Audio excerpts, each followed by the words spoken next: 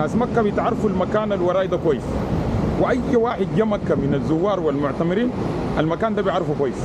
ده محبس الجن بمكة المكرمة.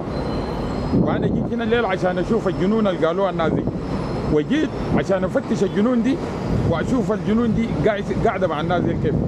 لكن بصراحه انا من جيت هنا ما لقيت اي جن واحد اللي بقول عليه ده، ولا سمعت واحد من الناس، لا في من الصباح سمعت واحد من الناس قال شاف له واحد من الجنون او الشياطين دي. طالع كلام ساكت ما عنده اي علاقه بالجنون او الشياطين، لكن بجد لقيت جن من نوع تاني خالص. تعال افرجكم واعرفكم على الجنون اللي انا لقيتها. في جن خيالي لفنان مبدع عمل على تنسيق المنظر العجيب اللي شايفينه ده، من تخطيط للشوارع والإنارة واختيار الأشجار زينة المكان الجميل، جميل جدا عليكم الله. في جن أجن من ده،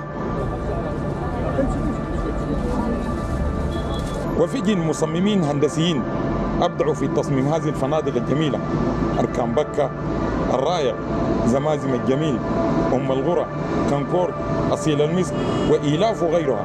شفتوا الجين ده كيف؟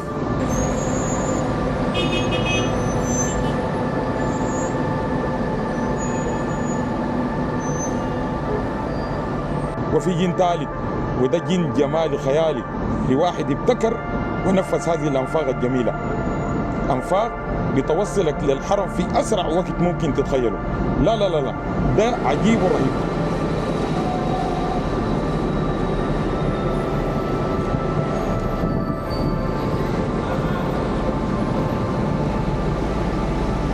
وخليك من جنون ملايين الحجاج والزوار والمعتمرين اللي شايفينهم ديل بيختاروا يسكنوا في المحل ده، في اللوحة الجميلة دي.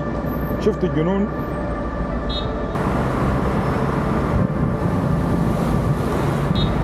شفتوا الجن طلع كيف؟ ما جن واحد، مجموعة من الجنون.